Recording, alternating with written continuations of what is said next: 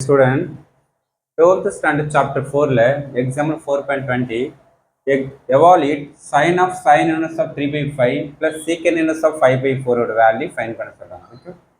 First இந்த sin inverse வந்து secant மட்டும் நான் சைனா நான் கன்வெர்ட் பண்ண போறோம். ஓகே, அப்ப sin full time sin inverse sin cancel ஆகும்னா நம்ம வேல்யூ ஃபைண்ட் பண்ணலாம். ஓகே, இந்த secant inverse இருக்குது. ஓகே, இப்போ அந்த secant inverse ஃபங்க்ஷன் மட்டும் தீட்டான்னு கன்சிடர் பண்றோம். அப்போ நெக்ஸ்ட் நமக்கு secant inverse ஆப்போசிட் பண்ணா தீட்டாவை மாறினா sin secant மாறும். அப்போ secant தீட்டா கூட 5/4. ஓகே, இந்த secant-ஓட ரெசிப்ரோக்கல் நமக்கு cos.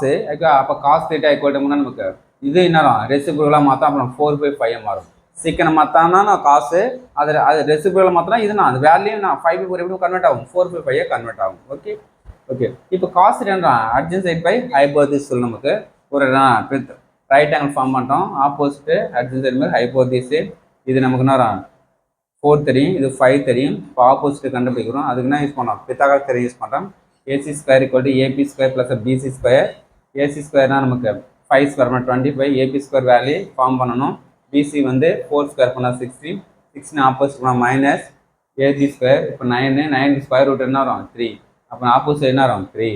தர்ஃபோர் நமக்கு ஜஸ்ட் நான் காஸ் தீட்டா யூஸ் ஆகல, சைன் தீட்டா தான் யூஸ் பண்ண போகிறோம். அப்போ சைன் தீட்டா என்ன வரும் opposite by hypotenuse, opposite 3/5. Okay, இப்போ நெக்ஸ்ட் கண்டிஷன் வரலாம் நமக்கு sine of sine inverse 3/5 plus secant inverse 5/4 value find பண்ணுறோம். சைன் டைம்ஸ் சேமாக இருக்கும் நமக்கு.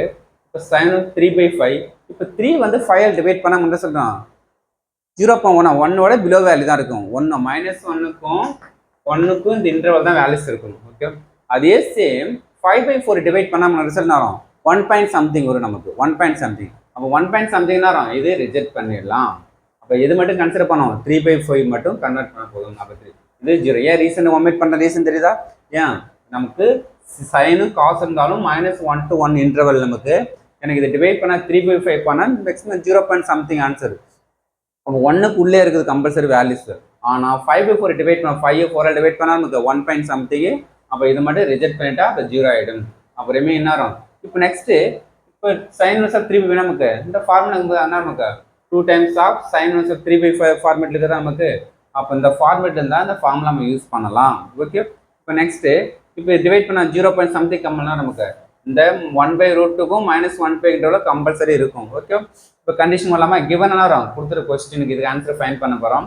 Given equal to sine of 2 அப்படியே இருக்கும். எக்ஸுக்கு வந்து என்ன வரும், இதான் x value, full value x value 3/5 root of என்ன வரும் 1 மைனஸ் இந்த ஃபார்முலா சப்மிட் பண்ணுறப்போ இந்த ஃபார்முலாவில் இந்த சைன் டேம்ஸ் அப்படியே காமனாக இருக்கும். இந்த சைன் டேம்ஸ் காமனாக இருக்கும்.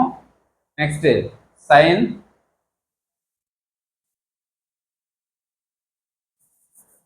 சைன் டேம்ஸு அப்புறம் சைன் இன்வர்ஸ் ஆஃப் இந்த சைன் இன்வர்ஸு 2 அப்படியே இருக்கும். X value 3/5 root of 1 minus 9/25.